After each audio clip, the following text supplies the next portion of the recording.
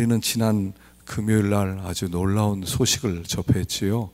우리 남쪽에 우리 대통령과 북쪽에 김정일 국방위원장이 만나서 회의를 했어요. 그래서 우리 이 한반도의 비핵화에 합의를 했고요. 그래서 이 땅에 진정한 평화가 오는데 서로 서명을 했다고 하는 놀라운 소식을 들었어요.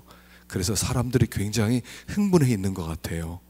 남과 북이 통일이 되면 얼마나 좋을까. 정말 위기 없는 세상에서 우리가 평화롭게 살면 얼마나 좋을까. 그런 꿈을 다 가지고 있는 것 같습니다. 그런데 한번 생각해 보세요. 남과 북이 통일된다고 해서 우리의 염려가 사라질까요? 우리의 원망이 사라질까요? 우리의 두려움이 근본적으로 다 사라질까요? 그동안 여러분 김정은 국방위원장 때문에 잠을 못 주무셨어요. 통일되더라도 여전히 두려움은 있을 거예요. 염려도 있을 거예요. 근심도 있을 거예요. 왜냐하면 외적인 평화가 진짜 평화가 아니기 때문에 그래요. 룻이라는 사람이 모압에서 살다가 지금 베들레헴으로 왔습니다. 그랬더니 시어머니 나오미가 오늘 뭐라고 하느냐 하면 이렇게 얘기해요. 내가 너를 위해서 안식할 곳을 하나 구하여 주고 싶다. 안식할 곳. 그러니까 이 안식한다는 마누카라고 하는 단어거든요. 이 카라고 하는 것이 우리나라에 없는 발음이에요. 하와 카의 중간 발음이에요. 마누카 이렇게 해요. 카. 가정이란 뜻이에요. 쉴 수 있는 곳, 거기서 평화로울 수 있는 곳. 그래서 가정의 의미, 가정에서는 평화로운 곳, 다시 말하면 안식하는 곳, 쉴 수 있는 곳, 이런 뜻이거든요. 그런데 여기에서 시어머니 나오미가 그래 너 내가 결혼시켜 줄게, 내가 좋은 신랑감만 알아봐 줄게, 그런 소리가 아니라는 거예요. 왜냐하면 룻이 신랑감이 없어서 베들레헴에 온 것은 아니거든요. 물론 나중에 보아스라는 분을 만나요. 근데 보아스는요 노인이에요. 젊은 사람이 아니에요. 룻은요 20대 초반의 여자였어요. 한 중반 정도, 많아도 중반밖에 안 되는 아주 젊은 여자였고요. 그 다음에 여기 보아스는 아주 노인이었다고요. 기왕이면 젊은 사람 만나지, 그러려면 모압에 남아서 거기서 젊은 남자랑 만나면 얼마나 행복하게 살 것 같아요. 뭐하러 여기까지 와서 이런 노인을 만나요? 그래서 여기 안식할 곳 하는 것은 가정을 꾸려준다는 의미가 아니라는 거예요. 원래 사람은 어디서 살았냐면 안식하는 곳에서 살았던 사람들이에요. 하나님께서 이 세상을 6일 만에 다 만들었어요. 다 만들고 나서, 그리고 나서 마지막 6일째 되는 날 흙으로 사람을 만들었어요. 흙으로 사람을 다 만들어 놓고 그 다음에 주님께서 7일째 되는 날 쉬셨어요. 그러니까 첫 번째 만들어진 아담과 하와는 오늘 이렇게 토요일날 만들어졌어요. 근데 그 다음날 딱 보니까 주일날이 된 거예요. 그러니까 쉬는 거예요. 그래서 원래 아담과 하와는 만들어지자마자 안식하게 되어 있어요. 그게 하나님이 사람을 창조한 목적이에요. 얘들아, 내가 너희들을 왜 만들었는 줄 아냐? 너희들 안식하라고 만들었어. 너희들 편안하게 쉬라고 만들었어. 그리고 나서 그들을 불러들인 곳이 에덴이라는 곳이에요. 그 에덴이란 어떤 곳이냐면 안식하는 곳이다, 이런 뜻이에요. 그래서 아담과 하와는 에덴에서 살았는데 안식하는 곳에서, 거기서 편안하게, 거기서 기쁘게, 거기서 풍성하게 서로 사랑하면서 그렇게 행복하게 살았던 것이 인간이에요. 원래 하나님은 우리에게 그 축복을 주시기를 원하는 거예요. 얘들아, 안식하고 살아라, 쉬면서 살아라, 편안하게 살아라, 나와 함께 살자. 그렇게 우리가 만들어졌는데 얼마 동안 그렇게 살았어요. 그래서 거기에 아담이 있었고 하와가 있었고 하나님이 이렇게 셋이 함께 행복하게 살았었어요. 그런데 어느 날 거기에 마귀가 들어왔어요. 마귀가 들어오더니, 야, 너희들 왜 이렇게 살아? 왜 우리가 어떤데 우리 너무 행복하고 좋은데, 아니 진짜 행복 하나가 없어 니네. 하나님이 선악과 먹지 말라고 그랬잖아. 저걸 먹어야 되는 거야. 니네가 저걸 먹어야 진짜 행복을 누려. 너희들이 하나님이 돼야 행복해지는 거야. 그래서 하나님이 먹지 말라고 한 그 선악과를 그들이 따먹게 돼요. 그리고 나서 거기에서 쫓겨나게 되는 거예요. 알고 보니까 안식은 어떻게 누리는 거냐면 하나님의 말씀을 잘 지킬 때 안식을 누리는 거였어요. 근데 마귀가 이걸 싫어해서 그것을 하나님의 말씀을 어기게 만들고 불순종하게 만들고, 그리고 불순종하는 순간 그때부터 하나님으로부터 불하게 되고 하나님으로부터 쫓겨나서 그때부터 고생 칙사하게 되었다는 거예요. 그래서 여기 창세기 3장에 보면 이렇게 나와요. 여자에게 저주를 하면서 너는 이제부터 애를 낳는데 고생 칙사하게 하면서 애를 낳아라. 그리고 남자, 너는 이제부터 너의 가족을 부양하기 위해서 들판에 나가서 농사를 지어야 돼. 일을 해야 돼. 그런데 저 들판에는 가시덤불과 엉겅퀴가 가득 차 있어. 너희들이 그걸 다 제거하고 그리고 거기다 씨를 심고 그리고 수확을 해야 돼. 그런데 가시와 엉겅퀴는 계속 날 거야. 너희들은 고생 칙사하게 해야 돼. 그러면서 안식이 없는 인생이 되었다는 거예요. 그때부터 모든 사람은요 고생만 하다 죽는 거예요. 그리고 너 고생해서 농사 짓고 살다 보면 나중에 늙게 될 거야. 그리고 넌 죽어서 흙으로 돌아갈 거야. 이게 죄를 범한 인간, 안식이 없는 인간의 특징이 되었다는 거예요. 그래서 인간은요 이 세상 살아가는 게 너무 힘들어요. 이제부터 여러분 공부를 왜 그렇게 열심히 해요? 좋은 직장에 들어가서 월급 받아가지고 그 가족을 꾸리고요. 근데 직장 가면요 요새 갑질 얘기하지만 요즘 직장에서 갑질 안 하는 직장이 한 군데도 없어요. 사실은 직장에 들어가면요 상사 눈치를 봐야 되고 상사 일 잘못하면 욕사발하고요. 그리고 나서 어떤 사람은 때리기도 하고 그런데요. 그리고 나서 쫓아내고요. 얼마나 힘들게 사는지 몰라요. 이게 안식이 없는 세상의 특징이에요. 그래서 그걸 바라보고 하나님이 너무 불쌍히 여겼어요. 내가 너희들에게 이 안식을 회복시켜 줄게. 너희들이 옛날에 살았던 그 에덴 동산 그걸 내가 회복시켜 줄게. 그리고 예수님을 이 세상에 보내신 거예요. 그리고 예수님이 뭐라고 했냐면 수고하고 무거운 짐진 자들아 다 내게로 오라. 내가 너희를 쉬게 하리라. 내가 너에게 안식을 주겠다. 옛날에 아담과 하와가 누렸던 그 안식을 내가 누리게 하겠다. 나는 마음이 온유하고 겸손하니 내 멍에를 메고 내게 와서 배우라. 그리하면 너희들이 안식하게 될 거야. 이제는 안식은 나에게 있어 라고 말씀하셨다는 거예요. 그래서 지금 이 이야기를 하는 거예요. 룻기 3장의 이야기는 룻이 결혼한다는 얘기가 아니에요. 어떻게 베들레헴에 들어와서 안식을 찾았느냐 하는 얘기예요. 어떻게 우리가 안식할 수 있느냐 하는 거예요. 이렇게 수고하고 이렇게 고생하고 또 내일 아침부터 또 직장 나가면서 또 고민하고 또 힘들어하고 언제까지 내가 이 직장 다녀야 되지? 언제까지 내가 이 가정생활 해야 되지? 언제까지 내가 이렇게 아이들 돌봐야 되지? 언제까지 내가 이렇게 살아가야 되지? 하는 그들에게 여기 룻을 통해서 얘들아 안식하는 길이 있어. 여기서 에덴을 사는 비결이 있어. 그거를 나오미가 가르쳐 주고요. 이 말씀 속에서 룻이 보아스를 만나서 안식하게 되었다 하는 그 말씀이 3장 얘기라는 거예요. 3장 얘기는 그냥 보아스 만나서 행복하게 살았다는 얘기가 아니라 오늘 우리가 룻인데 우리가 모압 사람이었는데 이방 사람이었는데 그냥 그렇게 살다가 고생하다가 지옥에 떨어져야 되는데 여러분 아셨어요? 우리 지옥 갈 사람들이에요. 고생 칙사하게 하다가 심판받아서 우린 지옥에 떨어져서 영원히 불 가운데서 고통받을 수밖에 없었던 우리였다는 거예요. 세상 사람들은 지금 자기들이 지옥 갈 줄도 모르고 저렇게 살아가고 있다는 거예요. 그래서 세상 사람들이요 부러운 것 같지요.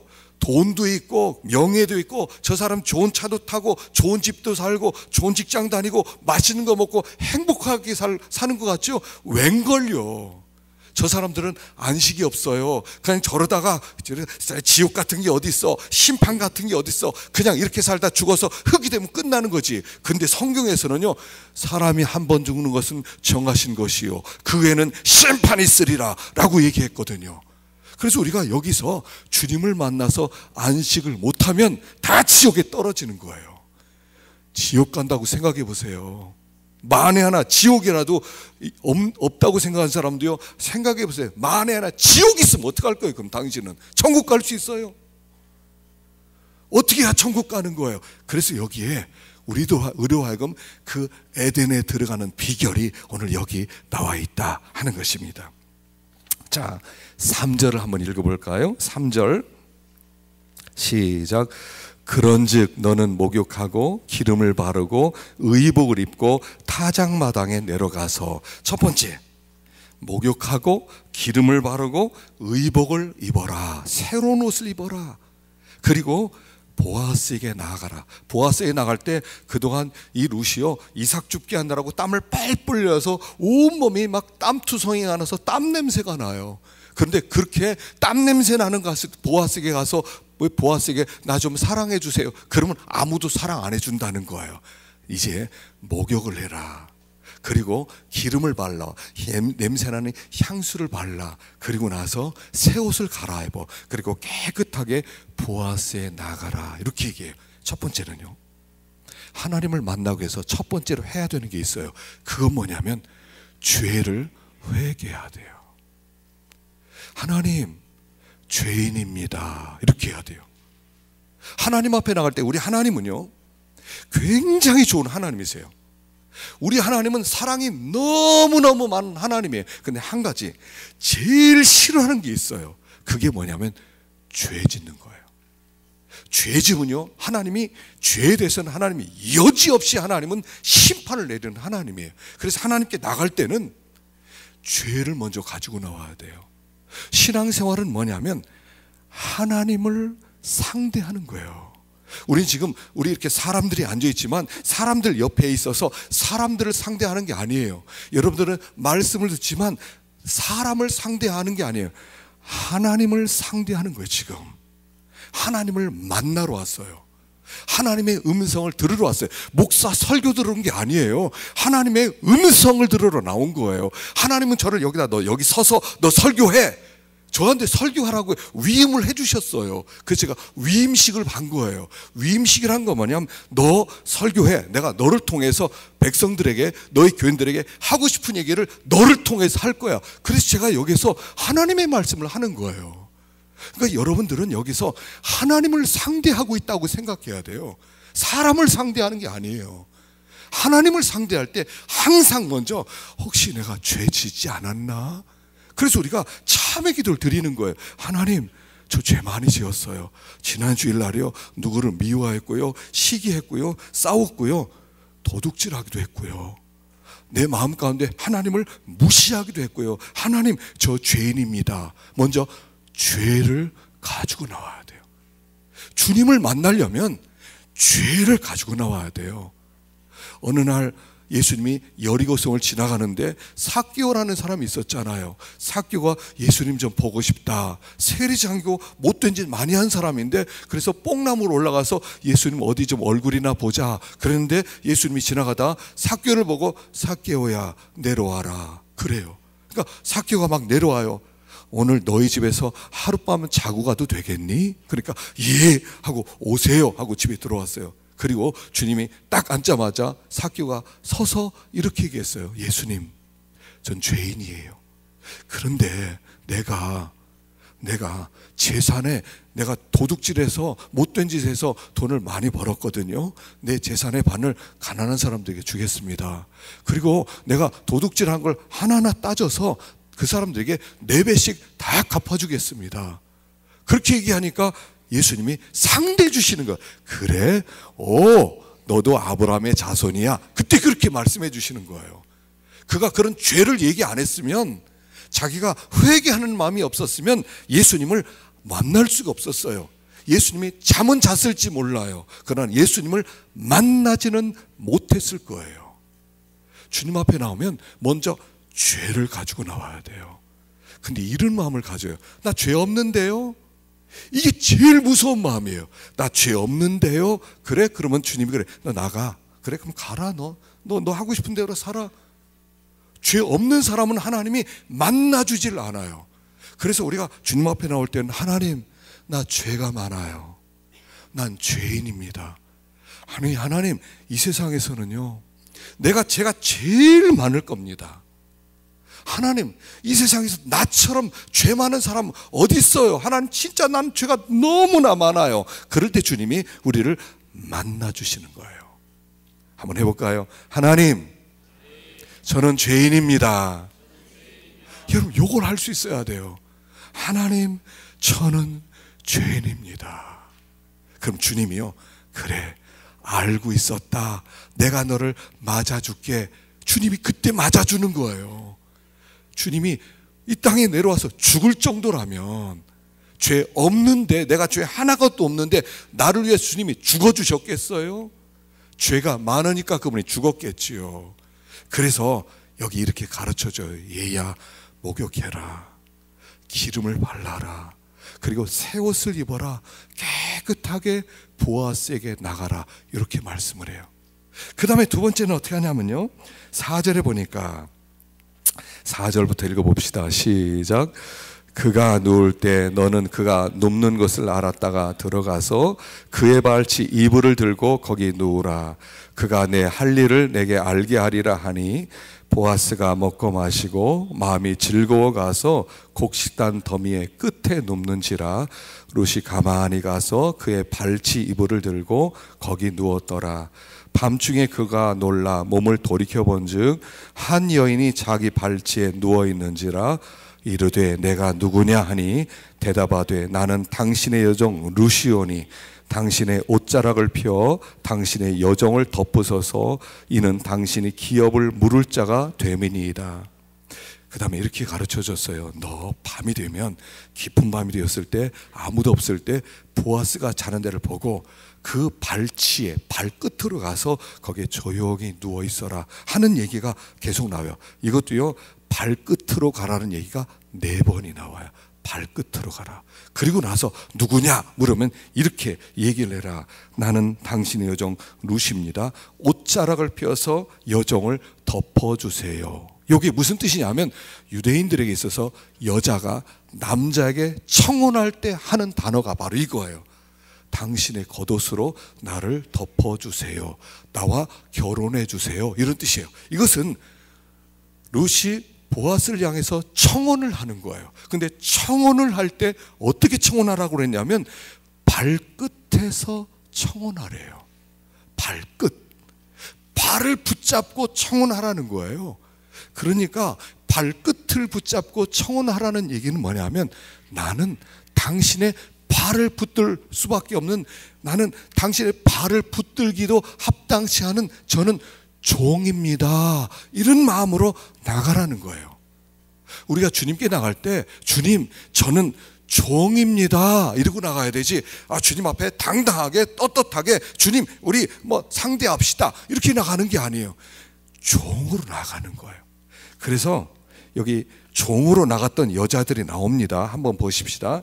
마태복음 28장 9절 시작. 예수께서 그들을 만나 이르시되 평안하냐 하시거늘 여자들이 나가 그 발을 붙잡고 경배하니. 또 마가복음 7장 25절 시작. 이에 더러운 귀신 들린 어린 딸을 둔 한 여자가 예수의 소문을 듣고 곧 와서 그 발 아래 엎드리니. 누가복음 7장 37절 시작. 그 동네에 죄를 지은 한 여자가 있어 예수께서 바리새인의 집에 앉아 계심을 알고 향유 담은 옥합을 가지고 와서 예수의 뒤로 그 발 곁에 서서 울며 눈물로 그 발을 적시고 자기 머리털로 닦고 그 발에 입 맞추고 향유를 부니. 여기요, 발이에요. 부활하신 주님을 만날 때 여자들이 와서 발을 붙잡는 거예요. 흉악한 귀신 들린 딸을 가진 여자가 주님께 와서 발을 붙잡는 거예요. 죄 많은 여자가 주님의 발에 와서 눈물로 발을 씻기는 거예요. 발이에요, 발. 신앙이란 뭐냐면요, 예수님의 발을 붙잡는 거예요. 나 종입니다, 이런 뜻이에요. 그래서 당신의 시녀 종 루시입니다, 이렇게 고백해야 돼요. 주님 앞에 나올 때 교만한 마음으로 나오면 안 돼요. 그래서 예수님이 나는 마음이 온유하고 겸손하니 내 멍에를 메고 내게 배우라, 그리하면 쉼을 얻을 것이라. 너희들이 쉼을 얻으려면, 안식하려면 너희들이 나를 배워야 되는데 온유 겸손을 배워라, 종이 되어라, 이렇게 말하는 거예요. 예수님도 이 땅에 그렇게 오셨거든요. 너희 안에 이 마음을 품어라.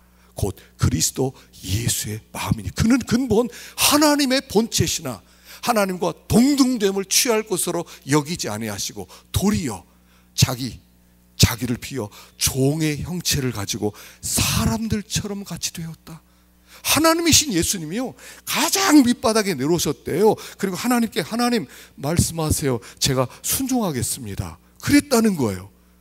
그래서 예수님이 안식을 누리시는 거예요. 예수님이 첫 번째 안식을 누려요. 우리가 안식을 누리려면요, 먼저 죄를 가지고 나오고 그 다음에 주님 종입니다 해야 돼요. 주님 저는 아무것도 아닙니다. 주님 저는 그냥 노예입니다. 주님 저는 아무것도 아닌 하녀입니다. 이렇게 나와야 돼요. 우리가 마음 가운데요, 교만한 게 있어요. 사람들 앞에 막 우쭐대려고 하는 게 있어요. 사람들 앞에 막 자랑하려고 하는 게 있어요. 내가 누군 줄 알아? 이러고 싶은 마음이 우리 안에 있어요. 뭐 조금만 자랑할 게 있으면요, 내가 누군 줄 알아? 나를 이렇게 무시해? 하는 그런 마음이 있어요.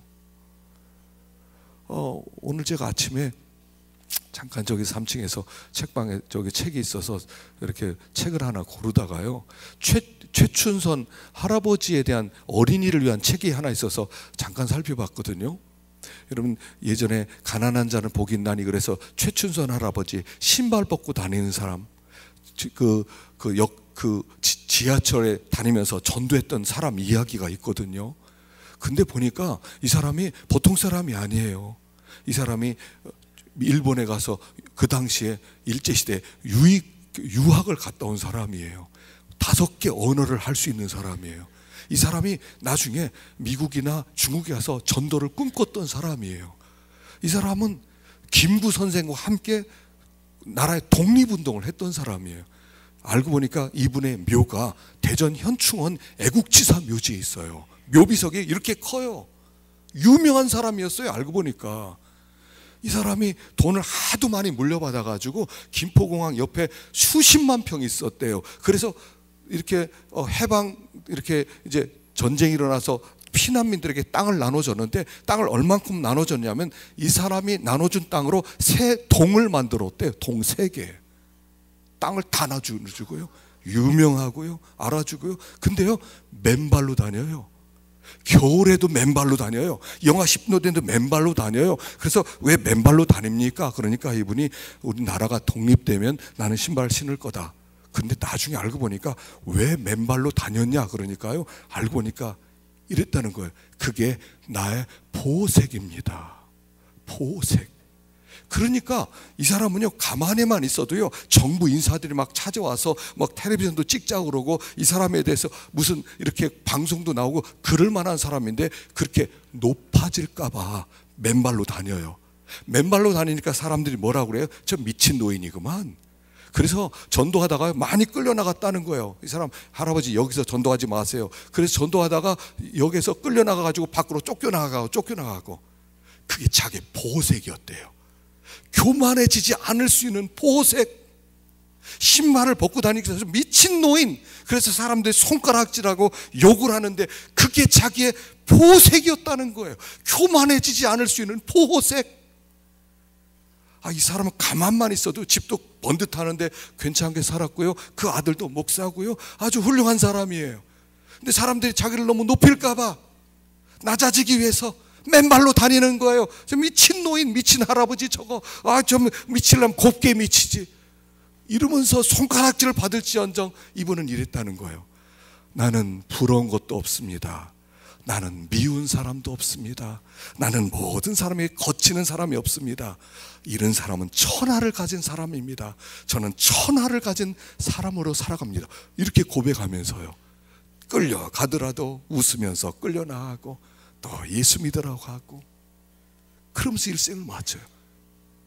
세상에요. 제가 그거 읽고 나도 이 신발 벗고 살아야 되는 거 아니야? 그런 마음 들더라고. 도색이라는 거예요. 한번 생각해 보세요. 제가요 맨발로 다녀요. 양복 입고 뭐라고 하겠어요? 목사가 왜 저래? 어떻게 교만할 수 있겠어요?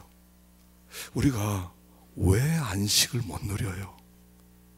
도대체 신앙생활 한 지가 얼마나 됐는데 왜 이 안식을 못 누려요?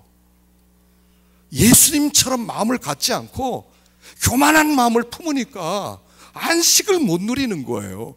다른 사람이 나 뭐라고 하나 보자, 누가 나한테 욕하나 보자, 그러고만 있는 거예요. 눈치만 보고 있는 거예요. 언제 안식을 누려요? 이 룻은 모압에서 왔어요. 이삭 줍게 하는 거의 거지 과부예요. 집도 절도 없어요. 땅 한 평도 없어요. 그러니까 보아스에게 와서 발끝에 엎드려서 나는 거지 시녀 종 전 룻입니다. 저와 결혼해 주세요. 와, 보아스가요 얼마나 기뻤는지 몰라요. 그래서 이렇게 얘기하는 거예요. 자, 13절 시작. 이 밤에 여기서 머무르라. 아침에 그가 기업 물을 자의 책임을 내게 이행하려 하면 좋으니 그가 그 기업 물을 자의 책임을 행할 것임이니라. 만일 그가 기업 물을 자의 책임을 내게 이행하기를 기뻐하지 아니하면 여호와께서 살아계심을 두고 맹세하노니 내가 기업 물을 자의 책임을 내게 이행하리라. 아침까지 누워 있을지니라 하는지라. 이에 시어머니가 이르되 내 딸아 이 사건이 어떻게 될지 알기까지 앉아 있으라. 그 사람이 오늘 이 일을 성취하기 전에는 쉬지 아니하리라 하니라. 자, 그 당시에는요 요 유대인들은 이런 법이 있었어요. 어떤 사람이 이렇게 살다가 노예로 팔렸어요. 아니면 노예로 팔리면 가까운 친척이 와서 노예로 된 것을 사줘야 돼요. 또 돌아왔는데 돈이 없어서 자기 땅을 찾지를 못해요. 그러면 가까운 친척이 와서 이 사람과 결혼을 해요. 그 결혼한 다음에 이 사람의 땅을 다 사줘야 돼요. 만일 원래 이 사람의 룻의 그 시부모가 가지고 있었던 땅이 10,000평이 있었어요. 그러면 이 책임질 이 기업 물을 자가 오더니 이 사람하고 결혼하면서 땅 10,000평을 다 사줘야 돼요. 그리고 룻에게 주는 거예요. 그리고 결혼해서 아이를 낳으면 그 아이 이름으로 넘겨주는 거예요. 그러니까 보아스는 손해를 얼마나 버는지 몰라요.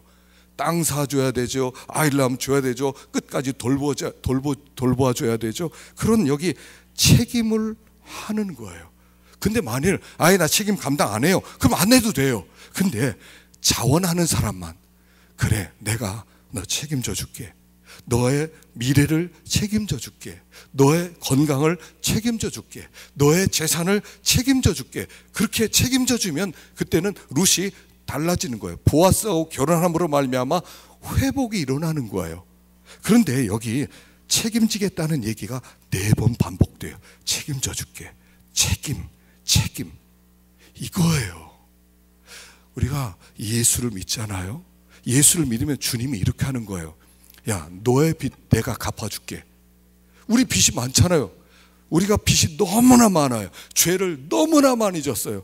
예수님, 내 빚은요 너무나 많아요. 그래서 내 빚을 다 갚으려면요 매를 많이 맞아야 되는데요. 그래, 내가 매 맞아줄게. 예수님, 내가 내 빚 갚아주려고 하면 욕을 많이 먹어야 되는데요. 그래, 내가 그 욕 먹어줄게.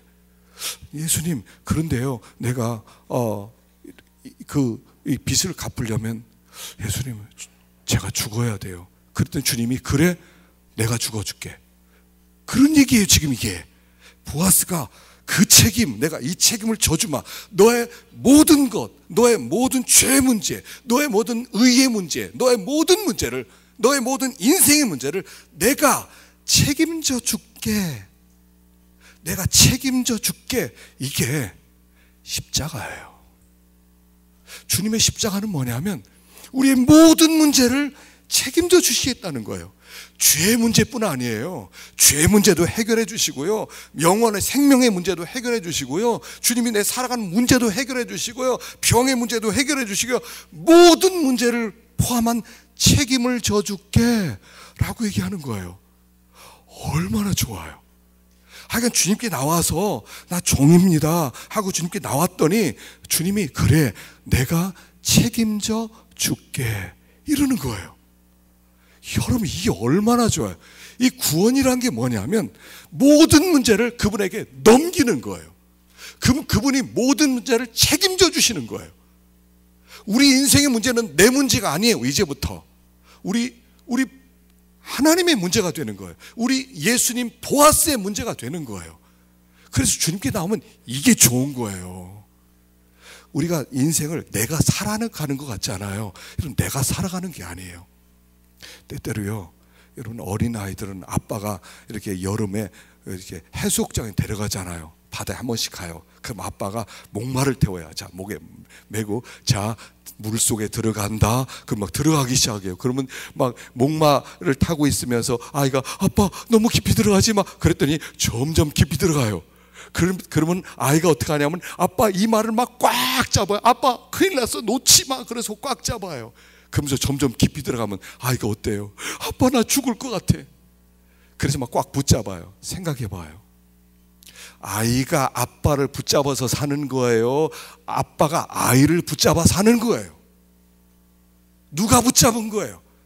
아이가 아빠를 아무리 세게 붙잡아 봤자 아빠가 안 붙잡아주면 파도 한번 치면요 다 쓰러지는 거예요. 우리 인생이 그거예요. 내가 인생을 아둥바둥해서 내가 책임지는 것 같아요. 천만의 말씀이에요. 그분이 나를 붙들고 있는 거라고요. 그분이 나를 붙드니까 내가 오늘까지 이렇게 건강하게 기거동작하지요. 내가요 건강관리를 얼마나 잘했다고요. 내가 직장에 무지하게 열심히 나갔다가 웃기지 마, 내가 너 붙잡았어 라고 얘기하는 거예요. 내가 너를 책임져. 할렐루야. 와, 그분이 우리를 붙들고 있대요. 내가 뭐 아버지 이마를, 아빠 이마를 아무리 붙들고 있어봤자 아빠가 너무 끝나는 거예요. 우리 하나님이 나를 책임져 주신다는 거. 여기 기업 물을 자의 책임, 기업 물을 자의 책임, 기업 물을 자의 책임, 기업 물을 자의 책임. 내가 그 책임져 주마. 너의 미래를 내가 책임져 주마. 그 하나님, 기업 물으실 예수 그리스도, 그분이 우리에게 있다는 거예요. 그리고 나서요, 집에 가서 나오미한테 얘기하니까 내 딸아 너는 가만히 있어라. 아니, 야 너도 뭐 해야 돼 이런 게 아니야. 야 가만히 구경만 해. 그분이 다 할 거야. 너는 가만히 있어. 할 거 아무것도 없어. 홍해 갈라질 때 똑같은 얘기 아닙니까? 너희들은 가만히 있어. 오늘날 그가 너희를 위하여 행하시는 구원을 보라. 가만히 있어. 야, 너 어떻게 될지 가만히 앉아 있어. 우리는 할 것도 없대요. 그분이 책임져 주시겠대요. 그분이 모든 일을 다 역사하겠대요. 그래서 예수 믿는 사람은 안식이 있는 거예요. 그래서 안식이 오는 거야. 아, 주님이 책임져 주겠구나. 주님이 나 붙들어 주겠구나. 주님이 인도해 주겠구나. 아, 감사하다. 이게 안식이에요. 자, 그리고 나서요, 보리 6대를 줘요. 17절 읽어봅시다. 시작. 이르되 그가 내게 이 보리를 6번 되어주며 이르기를 빈손으로 내 시어머니에게 가지 말라 하더이다. 보리 6대를 줘요. 이게 뭐겠어요? 보리 6대는 여자가 들고 갈 수 있는 최대한의 무게예요. 그전에는 자기가 이삭줍기를 막 했어요. 이삭줍기를 해서 집에 가서 와 내가 주웠다 그랬어요. 그런데 지금은요, 보아스가 자 자루 펴라 그러더니 보리를 한 6대를 주고 이거 들어갈 수 있겠어? 들 수 있겠어? 아 그럼요. 그리고 가져가서 시어머니에게 보여주는 거예요. 어머니 보리 6대 주었어요. 무슨 얘기냐면 이런 뜻이에요. 이제 보아스가 마음에 결정을 했어요. 기업 물을 자가 되어서 룻과 결혼하려고 그래요. 결혼하면 어떤 일이 벌어져요? 보아스의 모든 것이 룻의 것이 되는 거예요. 그거의 보증금이라는 거예요. 얘야, 너 이제 맨날 주웠지. 그러나 이제 나와 결혼한 말이다. 내가 농사진 모든 거 다 네 마음대로 해도 돼. 우리 집 너 마음대로 들랑달랑 해도 돼. 우리 집에 있는 모든 거 더 마음대로 써도 돼. 다 네 거야. 다 네 거야. 그 증거로 내 보리 6대만 줄게. 6대를 줄게. 이 보증을 받아서 이 6대를 집에서 마음껏 먹으면서 이제는 보아스의 모든 것이 내 것이구나. 이제 보아스의 모든 풍성한 것이 내 것이구나 하는 증거의 보증금으로서 6대를 주는 거예요. 그렇지만 이 룻과 나오미가 6대를 먹으면서 이런 마음 가지고 있어요. 모든 보아스의 것이 우리의 것이 되었구나 하는 마음으로 보리 6대로 떡을 해먹기도 하고 빵을 해먹기도 하고 나눠주기도 하고. 보리 6대밖에 없어요. 어떤 사람은 보리 60대 있는 사람도 있어요. 근데 그 사람보다 이 사람이 더 부유한 거예요. 야, 너 6대밖에 없어. 나는 보리 600대 있다 하더라도 그거와 다른 6대예요. 60대, 600대 있어요. 이거는 보증이에요. 보아스의 모든 건 내 거예요. 그 증거의 뿌리예요. 그리고 누리는 풍성함, 이런 뜻이에요. 그래서 이것을 고린도후서에서는 이렇게 얘기를 하고 있습니다. 한번 읽어보십시다. 시작. 그가 또한 우리에게 인치시고 보증으로 우리 마음에 성령을 주셨느니라. 곧 이것을 우리에게 이루게 하시고 보증으로 성령을 우리에게 주신 이는 하나님이시니라. 요 보리 6대가 성령을 얘기하는 거래요. 예수를 믿으니까 하나님이 우리에게 성령을 부어주세요. 성령이 오셔서 하는 말이 이렇게 말씀해 주신 거예요. 얘야, 너 하나님의 거야. 넌 영원에 들어갈 거야. 하늘의 모든 게 다 네 거야. 이게 성령이 하는 얘기예요. 그러니까 우리가 여기에서 그 성령과 함께 교제하고 성령의 인도를 받고 성령에 충만하기만 하면 우리는 그 영원한 하나님의 안식의 영광을 여기서 맛보면서 살아가는 거예요.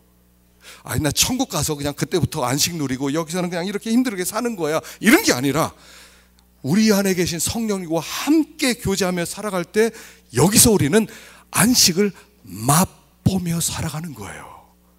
그냥 우리는 그냥 여기서 고생만 하고 하나님 힘들어 죽겠어요, 힘 주세요, 요것 좀 잘 되게 해주세요, 저것 좀 잘 되게 해주세요, 이런 게 아니라 그분이 책임질 것을 믿고 그분이 이미 우리 안에 보증으로 주신 그 성령님과 함께, 성령님 내 안에 계시죠.